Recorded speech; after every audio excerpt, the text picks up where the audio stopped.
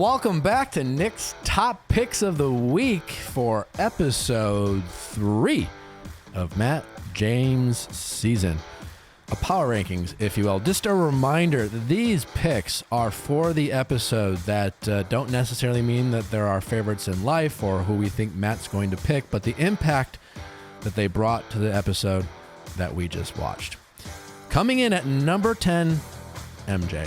MJ is someone I think we've kind of slowly gotten to know, hasn't had any real time with Matt, but she seems to be like the girl's girl. The girls like her.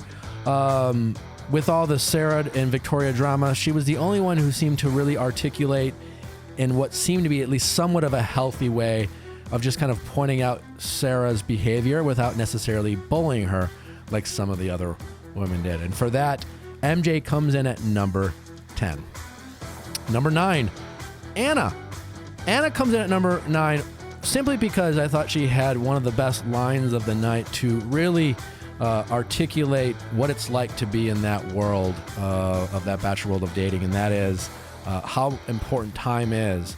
And her analogy that Sarah was like a billionaire and everyone else had $1, I thought was a great way to describe what it feels like to be in that world and not to get any time with the lead. So for that, Anna at number 9. Number 8, Kit. Simply for her really one line of the night, which is, if you stay here, we're going to make your life miserable. It was vicious. It was bullying. It was not necessarily okay, but certainly memorable and impactful for the season. And one could make a strong case that it was that threat and that line alone that ultimately caused Sarah to leave. If someone in that world, threatens you and you get the agreement of the group, I think Sarah really thought to herself, if I stay, this is really going to be miserable for me. And Kit was the one who delivered that line. So number 8, Kit.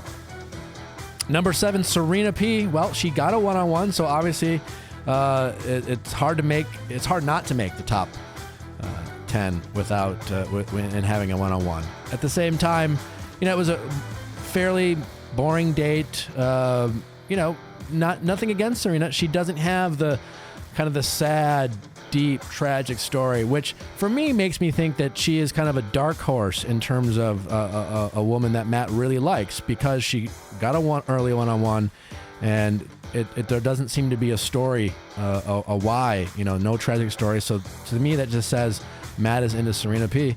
And for that, number 7. Number 6, Brie. It's a quiet week for Brie, but, it's Brie, and she's been a front runner so far. I think she's going to be in the top 4. She didn't do anything to, make us like her less, and she also was the only person to relate to Sarah. She's the only one up until this point to have a one-on-one like Sarah, and unlike Sarah, has chosen not to lose her mind and understands that the world that she's in. You can make a case, not knowing either Sarah or Brie, that I could believe that both Sarah and Brie didn't really watch a lot of The Bachelor before going on the show. And yet Brie has still decided to approach her insecurities in a very different way. And I think that type of behavior is going to have her stick around in the show for most of the show. So number 6, Brie. Number 5, Abigail. You could say pretty much the same thing about Abigail as I just said about Brie. The only difference is I really appreciated the little bit of bite that Abigail showed when Sarah was kind of having her temper tantrum. It's always nice to see some of the most likable and sweet characters on the show see their edgy side. Sometimes we only see one side of these characters, and we got to see a little bit of that at Abigail, and it was nice to see. So number 5, Abigail. Number 4, Katie. Katie, it's a big week for Katie. She still hasn't had a one-on-one, but she is making the most of her time. She was the one interrupted by Sarah. Absolutely loved the fact that she just went 5 feet away and just stood there and watched Matt and Sarah have their conversation. She's certainly not afraid of any type of drama. She walked in on the conversation with Victoria and Sarah, knowing that ultimately Victoria and Sarah were having a conversation about her interaction with Sarah. So I expect to see more of Katie. Eventually, I think she's going to get a one-on-one. It might be too late. I don't know how interested Matt is into her, but she is someone who is going to be good comic relief that doesn't burn out. Number 3, Rachel. Rachel, she got a group date rose, so that's really in this early stages. Getting group date rose is pretty important. It kind of validates the women that Matt is into that he hasn't had a chance to put on a one-on-one yet. I suspect that Rachel's gonna get a one-on-one.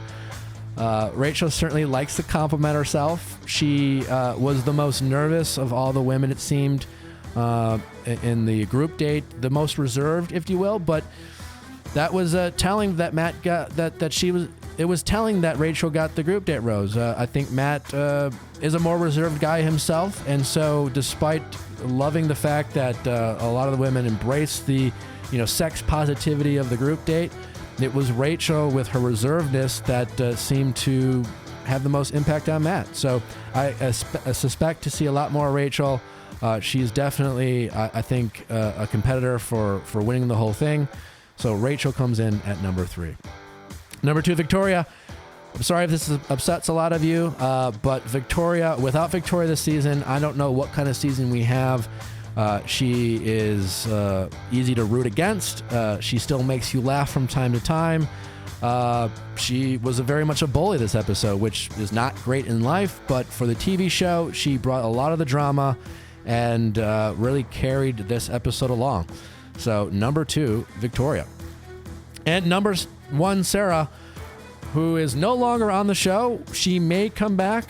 She certainly left it open for some discussion around that, but Sarah deserves the number 1 for the second week in a row because it's been the Sarah show.